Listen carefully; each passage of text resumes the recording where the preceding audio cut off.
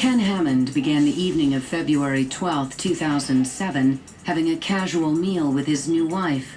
By the time the night ended, Hammond's courage helped save countless lives. Shocking act of violence number 5, the Trolley Square Mall shootings. Trolley Square Mall in downtown Salt Lake City is a popular shopping center for locals and tourists alike. It's the second busiest tourist attraction in Salt Lake. It's an old trolley hub, and they turned it into a mall. Off-duty police officer Ken Hammond and his pregnant wife Sarita had just finished dinner on the upper level of the mall.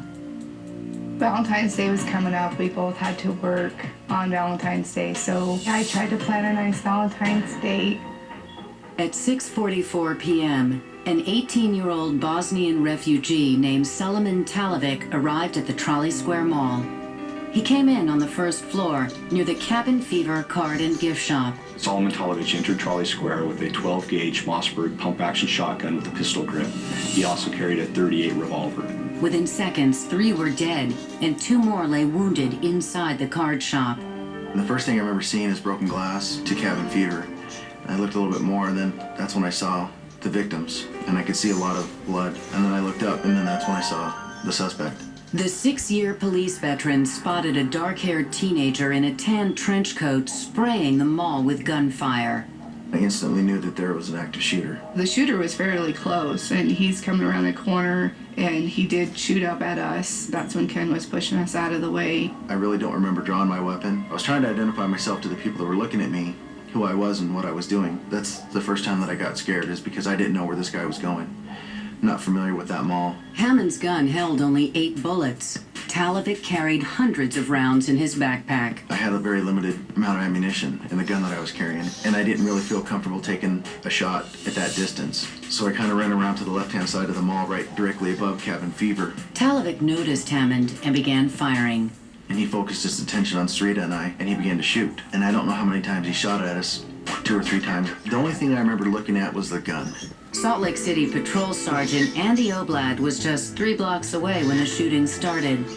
As terrified shoppers fled, Oblad entered the building. He soon ran into Ken Hammond. He saw my uniform and realized I was an officer and wanted to identify himself, so he was yelling, "OPD, OPD." He was holding a gun, but he wasn't pointing it at me. Just the way he was acting, the way he was dressed, for some reason I knew he was an off-duty officer. He kind of flags me down towards him.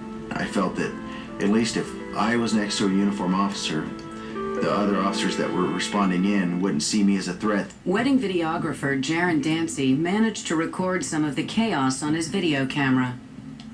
I've always got a camera with me, and I always like to capture things. I start to see the first cop come in, and they're kind of going a certain direction, so I'm thinking that he's over there. And so I keep filming, and then at that point realize that they've spotted him, they know where he's at.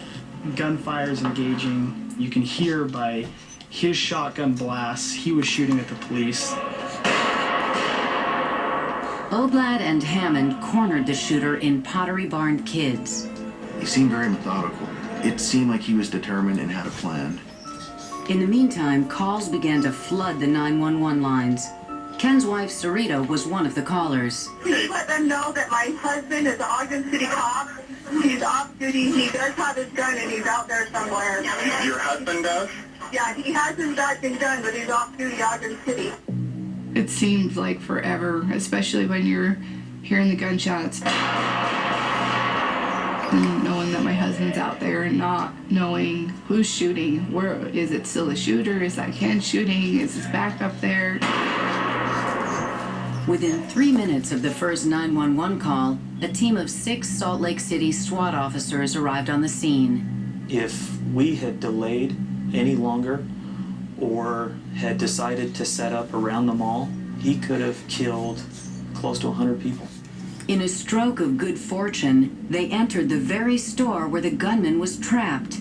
We picked that door going into Pottery Barn Kids. As soon as we entered that door, we could hear the shotgun going off. We didn't think that we were going to be going right into the store that he was, so it was quite surprising. At that point, we didn't realize that Sergeant Oblad or Officer Hammond were inside the mall. We didn't realize he was shooting at them. We thought he was shooting at more victims out in the hallway.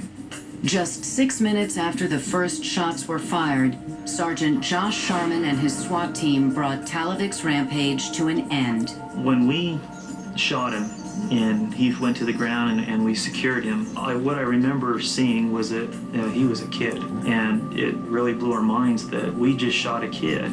And to this day, we don't know why. 5 lives were lost that day in addition to the gunman's. If Sergeant Oakblad and Officer Hammond weren't able to encounter him so early into this and change his course, the victim count would have been much higher. Within 3 minutes of receiving the call in our dispatch center, officers had arrived at Trolley Square. And within 6 minutes, we had reports that the suspect was contained. That is an amazing response. I don't mind if people want to refer to me as a hero, but what bothers me is if they single out one guy like Ken because he was off duty, or me because I was one of the first ones there. I can think of 15 or 20 officers that went in the same way I did. We don't get into this line of work for the praises. We don't get in this line of work for the pats on the back. We do it because we like to do it and try to make an impact. Ken is awesome. That's a situation you never want to be put in, but I can't imagine anybody else that would react better in that situation. He's everything to me, so he's my hero. Coming up, a schoolhouse in a quiet community becomes the scene of every parent's worst nightmare.